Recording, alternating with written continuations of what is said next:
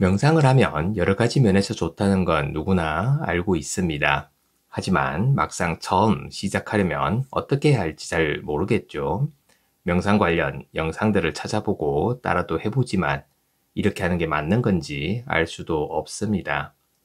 삶을 변화시키는 채널 Change My Life입니다.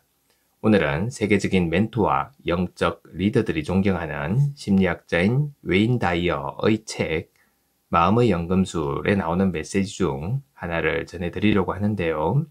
명상을 시작했던 구체적인 방법과 명상을 통해 삶을 새롭게 인식하게 되었던 과정을 들려드리겠습니다. 명상하는 방법을 누군가에게 정확하게 배워야 하는 건 아닙니다. 저는 오랫동안 명상을 해왔지만 누구도 저에게 방법을 알려준 사람은 없었죠.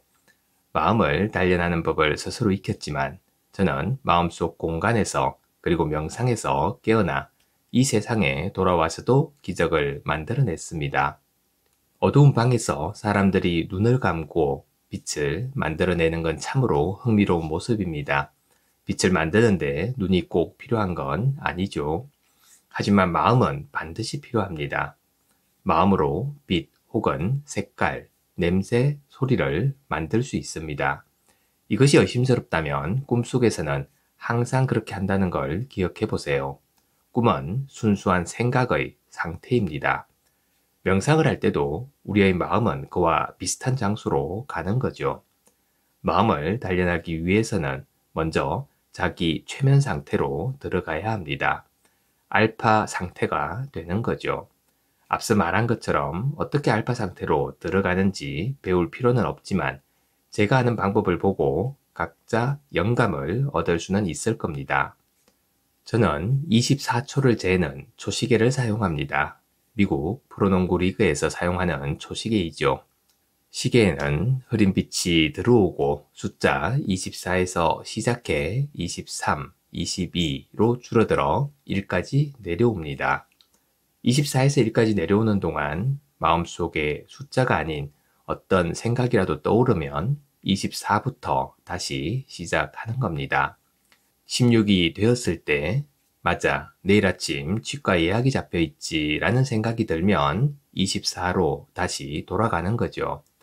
이렇게 명상을 연습할 때는 참을성을 발휘해야 합니다. 카운트다운을 할 수 있다면 어떤 시계나 타이머도 좋습니다. 하지만 시간을 너무 길게 잡거나 너무 짧게 잡으면 안 되겠죠. 그러니 저처럼 24부터 시작해 보세요.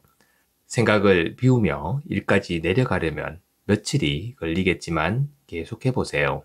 중간에 끼어드는 생각 없이 24에서 1까지 갈 수 있다면 알파 상태가 된 겁니다. 팔을 올렸을 때 아주 가벼운 느낌이 든다면 알파 상태에 진입한 겁니다. 아니면 갑자기 머리에서 아무런 무게가 느껴지지 않을 수도 있을 겁니다. 마치 몸을 벗어나기 시작한 것처럼 말이죠.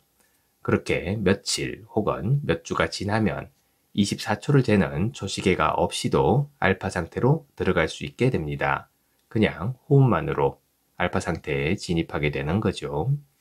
알파 상태가 편안해지면 높은 자아와 의논할 주제를 꺼낼 수 있습니다.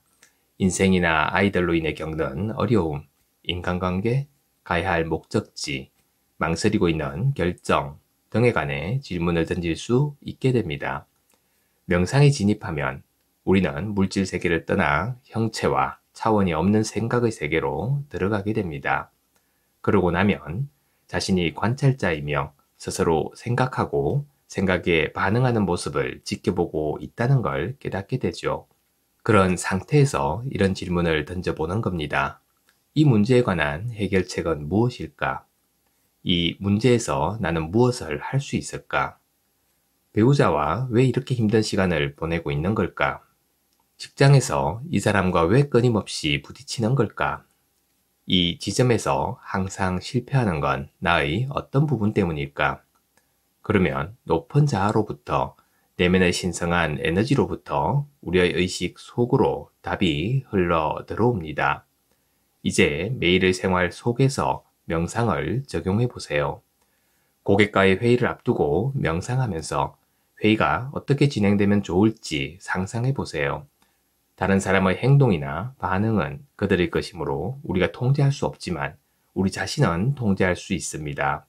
제 마음이 얼마나 평온한지, 제가 얼마나 결과에 집착하지 않는지 보여줌으로써 상대방이 저에게 반응하는 방식에 영향을 줄 수가 있게 됩니다. 무엇을 얻을 수 있을지보다는 어떻게 상대방을 도울 수 있을지에 집중해 보는 겁니다. 이는 모든 인간관계에 적용할 수 있는 방법이죠. 내면의 아름다움과 기쁨을 찾고 이 관계를 어떻게 이어나가고 싶은지 살펴보는 겁니다. 처음 규칙적으로 명상하는 연습을 시작했을 때 저는 사람들을 만날 때마다 정말 너무 기뻐서 서 있지도 못할 지경이었습니다. 사람들을 보며 정말 훌륭한 사람들이지 않아? 라고 생각하였었죠. 가족뿐 아니라 전혀 모르는 사람들에게도 이런 유대감이 느껴졌습니다. 철학자 블레즈 파스칼은 이렇게 말하였습니다. 인류의 모든 문제는 사람이 혼자 방 안에 조용히 앉아있지 못해서 생기는 것이다. 정말 맞는 말이라고 생각합니다. 명상을 하고 나면 누군가에게 상처를 주고 싶다는 생각은 절대 할 수가 없게 됩니다. 일단 아주 조용한 장소로 가서 눈을 감고 시작해 보세요. 명상할 시간이 없다면 잠자리에 들기 바로 전 시간을 이용해도 좋습니다. 명상을 하고 잠자리에 들면 8시간 동안 몸과 마음을 회복시키는 깊은 잠을 잘 수 있게 됩니다. 이건 아주 강한 에너지를 가져오죠. 명상을 연습하면 체내의 화학물질도 변하게 됩니다. 사람들이 약물을 쓰면서 그토록 간절히 찾아 헤매는 황홀하고 아름답고 강렬한 기분에 도달할 수도 있습니다. 또 청년들이 마음의 힘을 배우면 거짓 자유에 유혹당하지 않게 됩니다. 개인적으로 명상 덕분에 저는 언제든 평화롭고 조화로운 상태일 수 있었습니다. 그건 정말 멋진 기분이죠. 마치 신을 만난 것처럼 말입니다. 몇 년 전 가족들과 하와이로 휴가 갔을 때 있었던 일입니다. 일주일 동안 저는 매일 아침 5시 반에 일어나 호텔 옆 잔디밭으로 명상을 하러 나갔었죠. 어느 날 매트 위에 앉아 더 없는 기쁨의 상태를 느끼고 있었습니다. 신성한 에너지가 척추를 타고 오르내리는 게 느껴졌고 정말 좋은 기분이었죠. 그런데 갑자기 부릉부릉 하는 엔진 소리가 들렸습니다. 고개를 들어 올려다보니 심술궂은 얼굴에 담배를 물고 양팔은 문신으로 가득한 남자가 서 있었습니다. 그는 잔디를 깎고 있었죠. 처음에는 안 돼 라는 생각이 들었습니다. 저는 자리에서 일어나 매트를 정리하고 떠나려 하였죠. 그때 갑자기 직관적으로 이런 생각이 들었습니다. 돌아가서 이걸 이용해봐. 이건 형이상학적 경험이야. 이건 에고의 목소리가 아니었습니다. 분명 내면에서 들려오는 메시지였죠. 다시 매트를 깔고 약 2분 만에 명상 상태로 돌아갔습니다. 이번에는 내면의 직관이 이렇게 말하였죠. 잔디 깎는 기계 소리를 주문처럼 사용해봐. 그래서 부릉부릉 하는 엔진 소리를 들을 때마다 좋아, 좋아 라고 생각을 하였습니다. 그렇게 하였더니 다시 더없이 행복한 상태로 돌아갈 수 있게 되었습니다. 잔디를 깎던 남자가 제 곁으로 다가왔고 기계 소리는 믿기 힘들 정도로 커졌습니다. 저는 생각하였죠. 신이시여, 저는 여기에 있고 명상을 하고 있습니다. 그런데 왜 아침 6시에 잔디 깎는 사람을 저에게 보내셨나요? 그렇군요. 저를 시험하시는군요. 10분 정도 지나자 마침내 잔디 깎기가 끝났습니다. 저는 행복하였죠. 잔디 깎던 친구가 다시 돌아왔습니다. 이번에는 잔디 라인을 정리하는 기계를 들고 있었죠. 기계 소리는 더 심하였고 이 남자는 제 매트의 라인까지 정리할 기세였습니다. 저는 생각하였죠. 신이시여, 좋습니다. 이번에는 이 소리를 진언으로 삼겠습니다. 저는 여기에 머물고 있습니다. 이 상황을 바꾸어 놓아야겠죠. 잔디 깎는 남자는 제가 앉아있는 매트 바로 옆까지 왔습니다. 저는 계속 머물러 있었죠. 집중을 방해하는 요소를 받아들이지 않았습니다. 약 30분 동안 그렇게 있었지만 잔디 깎는 소리가 커지면 커질수록 명상에 집중하기가 오히려 쉬워졌습니다. 그는 잔디 깎는 일을 끝냈고 저의 명상도 끝이 났습니다. 그 사람은 이렇게 생각했을 게 분명합니다. 세상에 이 사람은 무아지경에 빠진 건가? 아니면 죽은 건가? 둘 중 하나겠지? 저는 정말 무아지경에서 빠져나온 기분이었습니다. 그런 명상을 끝내고 나면 날아갈 듯한 기분이 들죠.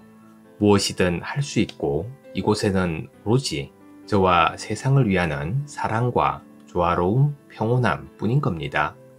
그 일은 인생이 저에게 레몬을 건네면 그걸로 레모네이드를 만들 수 있다는 걸 증명한 최고의 경험이었습니다. 그날 저는 무슨 일이 생기든 우리 마음 속에서는 그 일을 원하는 대로 바꿀 수 있는 힘이 있다는 걸 배웠습니다. 누구나 매일의 일상에 잔디 깎는 사람이 찾아올 겁니다. 그 사람을 대하는 방법과 상황에 대처하는 방법이 바로 변화로 이어지는 길입니다. 감사합니다. 매일 아침 소중한 메시지를 전해드립니다. 구독과 좋아요 부탁드립니다.